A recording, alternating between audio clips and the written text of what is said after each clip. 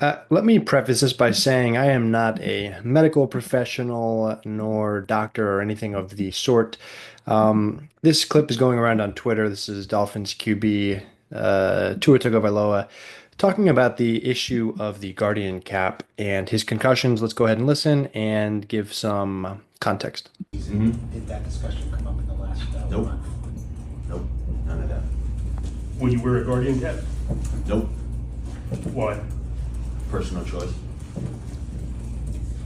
Are you, will this change your style of play, your decision to scramble or run or things like that?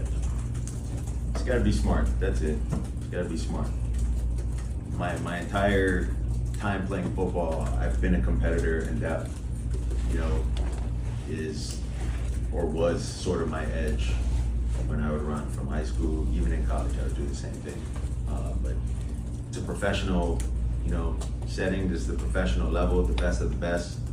You just can't be doing that. So definitely gotta stay more available for the team, for the organization, for our guys.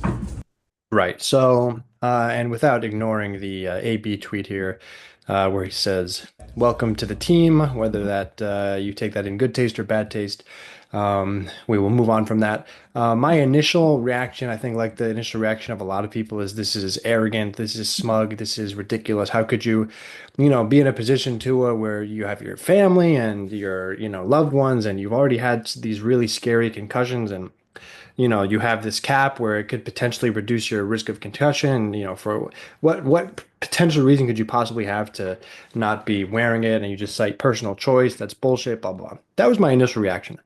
Now, I also encourage, there's a doctor, Brian Suterer, who does breakdowns on medical sports injuries. And I recommend going and watching his video on the Tua concussion scenario. Um, it's very insightful into basically breaking down what this decision-making process is like for Tua. And I'm not going to necessarily get into that again because I'm not a medical professional. I do have a biology degree though, and I can talk to sort of the study aspect of this. And so obviously they've looked into these Guardian caps and for the people that are wearing them, do they help? Do they help reduce concussions? Do they help reduce brain injuries and impact and those sorts of things? Well, of course, like with every study, it's complicated and there are some aspects to it that are true, and there are ways where you can skew the data to make it look one way or another.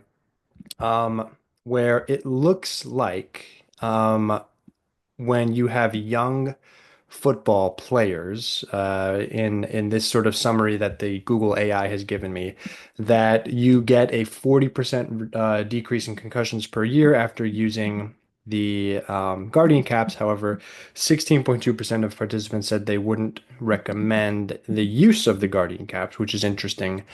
Um, and then the interesting finding, I think, is that when you get into professional leagues, when you get into higher and higher impacts in college football and the NFL, that the higher the impact and the higher the intensity, it seems like the Guardian caps tend to have less of a protective effect.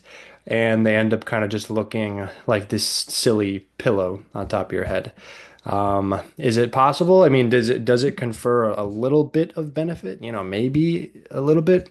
Um, and then at the end of the day, you sort of get back to, well, if it's only going to help 1 or 2%, and then in the long run, I'm not going to be really any different over the course of a professional football career, then what's the point of actually wearing it?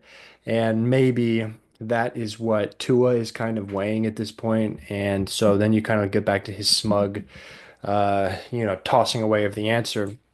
And if he is looking at this sort of data, then maybe it makes more sense.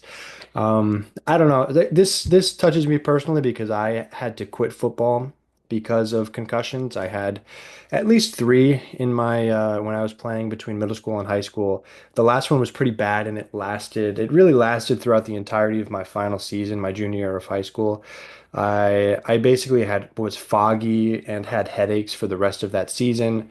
I felt like it wasn't taken seriously. I felt like I was really rushed back to playing. I felt like my coaches didn't really want to hear it. So it's I know it's still difficult and the conversation is being evolved slowly. But at the end of the day, if I were Tua, I would probably still wear the cap, or I would, first and foremost, I probably would think about retiring. Again, go watch the Brian Suterer, Dr. Suterer video where he talks about it. He sort of has a different conclusion. But yeah, just again, at the end of the day, I just wanted to sort of point out that this whole thing is complicated and you got to look at the data and then make your own health decision based on what's going on as we all do. So let me know what you guys think. Let me know if I am getting anything wrong here. And yeah, let me know in the comments. So I will see you guys in the next one.